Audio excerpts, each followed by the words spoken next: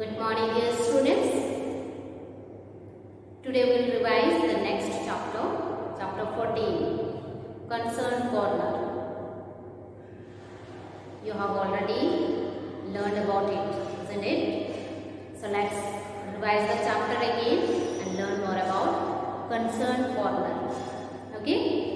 Open the book. Concern Corner. Human activities threaten the health of our oceans. So, human activities threaten the health of our ocean. Understood? Let's find out what some of these activities are. So, now let's find out which are the human activities through which the health of the oceans are threatened. Okay? See the book. Over 18,500 million liters of domestic seawater reaches the coastal environment each day. So you can imagine over 18,500 million liters of domestic seawater, means waste materials, reaches the coastal environment each day. Okay? Most of this is discharged untreated due to lack of treatment facilities in the cities and towns. So most of this is discharged untreated due to lack of treatment facilities in most of the cities and towns. Did you understand? Okay. Now let's see ahead. Tons of plastic, glass, metal and other garbage end up in the sea every year. So tons of plastic, glass, metals and other garbages are put in the sea every year. Okay? Next, the use of chemical fertilizers is increasing all over the world. These chemicals get washed down by rain into the rivers. So, nowadays, lot of chemicals are used for the fertilizers, isn't it? People are using lots of chemicals for the fertilizers.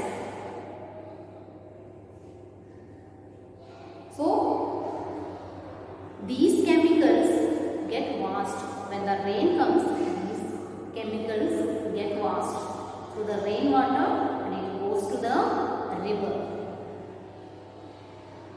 Did you understand? Okay. Let's see ahead. There are significant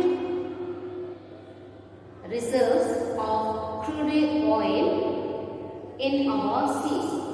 So there are significant reserves of crude oil, means unpurified oil, okay, in our seas.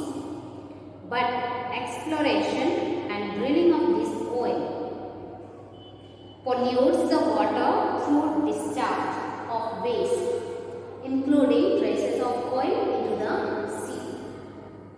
So, exploration and drilling of this oil pollutes the water through discharge of the waste, including traces of oil into the sea. Understood? Okay. In some parts of our seas, the seabed is mined for certain minerals. This mining increases muddiness in water. So, in some part of our seas, the seabed is mined. Okay, in some parts of our seas.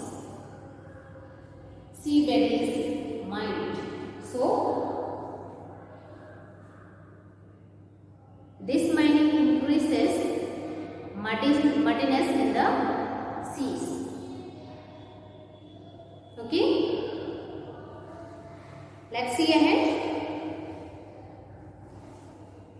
Power stations and certain industries release hot water used for cooling into the seas, causing thermal pollution. So, power stations and certain industries release hot water used for cooling into the seas, causing thermal pollution. So, what did you understand? These power stations and certain industries release the hot water into the sea, okay, which pollute the water of the sea. Understood? Which causes thermal pollution. Let's see ahead. Shipbreaking activities are also a big threat to the health of oceans. Shipbreaking activities are also the big threat to the health of the ocean. During these operations, iron particles and paint containing lead end up in the water. During this shipbreaking activities, what happens? Iron particles and paint containing lead end up in the water, and it pollutes the water. It causes the pollution of the water. Understood? Okay, let's see ahead. Commercial fishing, where machine boats, huge nets and other technology are used, leads to over exploitation of fish and other marine resources. Commercial fishing, okay, where machine boats, huge nets and other technology are used, leads to over exploitation of fish and other marine resources. Did you understand? People go for fishing in the sea. They put the net and other technologies are used to catch the fish. That also affect the fish, okay, and other marine resources. Understood? Okay, next. Aquaculture is being carried out in large tracts along the coastal areas. This activity releases large amounts of organic and other waste into the sea. Nowadays, these activities are growing in an unregulated manner. So, aquaculture is being carried out in large tracts along the coastal area. This activities releases large amounts of organic and other waste into the sea. Nowadays, these activities are growing in an unregulated manner. Continuously it is growing, these activities. Okay, these activities are done regularly, continuously. Understood? Now let's see ahead. Did you know?